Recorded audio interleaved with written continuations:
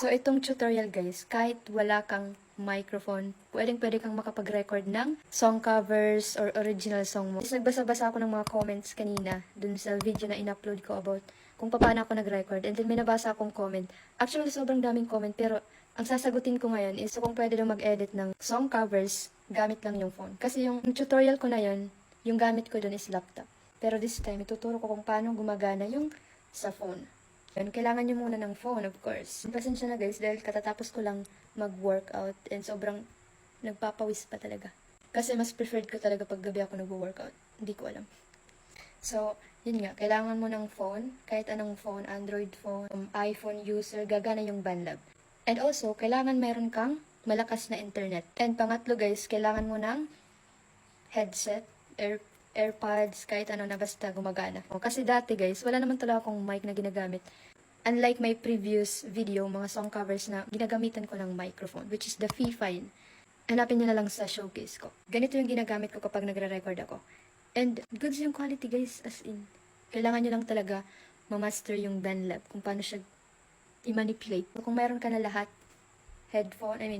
phone, of course, kailangan mo ng phone kasi paano kung makakapag-edit? Headset or headphone, pwede na yun. And malakas na internet. Ngayon, kung hindi mo pa alam kung paano mag-login sa BandLab, ito yung mga previous ginawa kong song covers and also may original songs. Sa BandLab ko rin yun.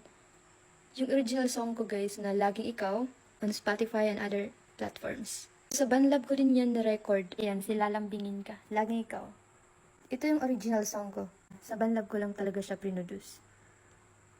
And ngayon, kung hindi ka pa nakapag-login dito sa BandLab, ito lang yung gagawin mo. Download ka muna ng BandLab app. Punta ka sa Play Store. And then, search mo yung BandLab. Ayan, ito siya guys. Install mo lang. So, depende yan sa internet mo. Malakas kasi yung internet ko ngayon, kaya mabilis talaga siya. And then, i-open. Ganyan. Wait lang.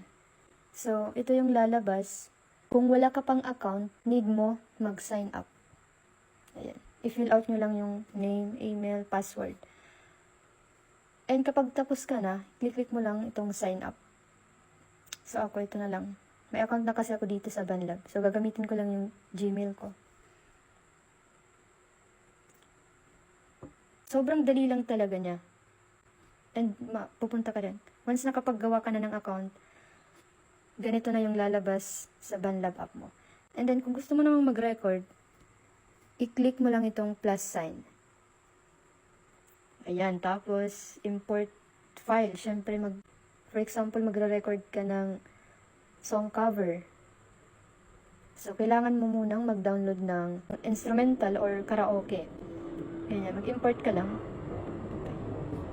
So, allow. Ayan. For example, ayan, marami akong kanta dito na dinownload. So, kahit video pa yan, guys. Video or MP3. Pwede yan dito sa... Tingnan nyo na lang, guys, yung ginagawa ko. Kasi, naglo-loading talaga kung paano explain minsan. So, drinag ko lang. Kung mag-start ka ng mag-record ng vocals, kailangan mong pindutin itong plus sign para mag-add ng voice or audio. Click mo lang yan. And then, pwede mo siyang i-rename para hindi ka malito. So, ito, vocal. So, rename mo lang. Dahil ito lang yung available ko, guys. So, ito yung itry natin. Kung may headphone, headset kayo, itry nyo, baka gumana din. Basta yung good yung quality niya kasi may mga headphone talaga na pag ginamit mo tapos mag-record ka, hindi maganda yung kinalalabasan. Ayan guys, ikinabit ko na to. So kapag nagre-record kayo, dun kayo sa lugar na hindi maingay. Start. Kapag magulo ng mundo, ikaw ang payapang hinahanap-hanap ko. Take 1 yun. Let's see kung maganda. Oh my God guys, hindi ko na-expect na mare-record siya. So dahil nakapag-start na akong mag-record, gusto kong mag-add ulit ng voice or audio.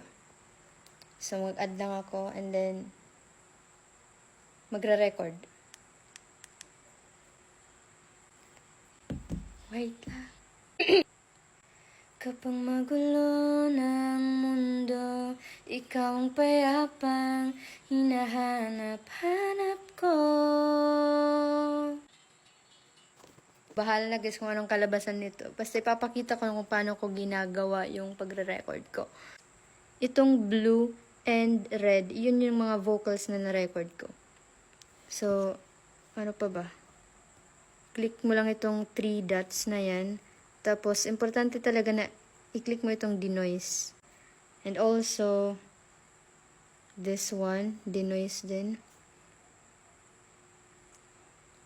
Since hindi pa siya naka-timing, ita-timing natin. Ganito lang. Click mo ulit, otro. And then, itong shift. Pag shift mo, depende kung saan mas tatiming yung song. Yan. Tapos pakinggan mo ulit.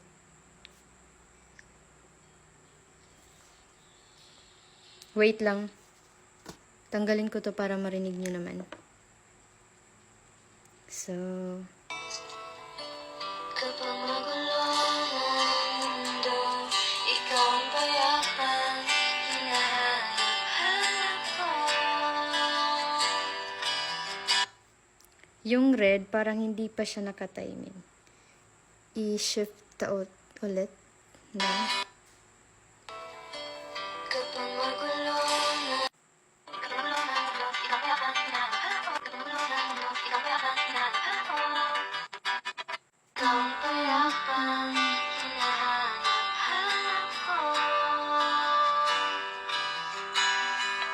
so, ayan na guys. Naka-timing na siya. And then,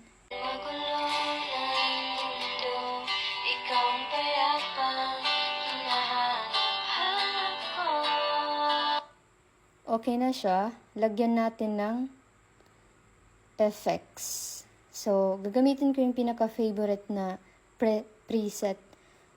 Yan. Ito yung pinaka-favorite preset ko, V2 and V1. So, click natin tong V2 and also this one, FX. Tapos, itong V1. Adjust na rin natin yung volume niya. And this one, huwag natin masyadong ipantay yung volume. Let's see.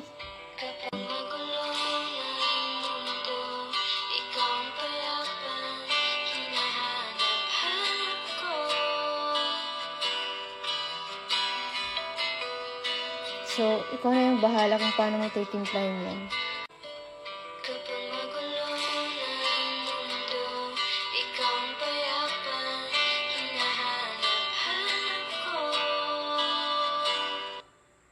So, ayan guys, kapag okay ka na sa ginawa mong song covers, i-save mo lang. Yan. Save. Lagyan mo ng name, kahit ano, bawat sandali. For example. Tapos, click mo lang itong check. Naka-save na yon. So, babalik ka ulit dito. And then, dito mo makikita yung ginawang project. Ayan. Kapag may ganito na just now, na-save na yan.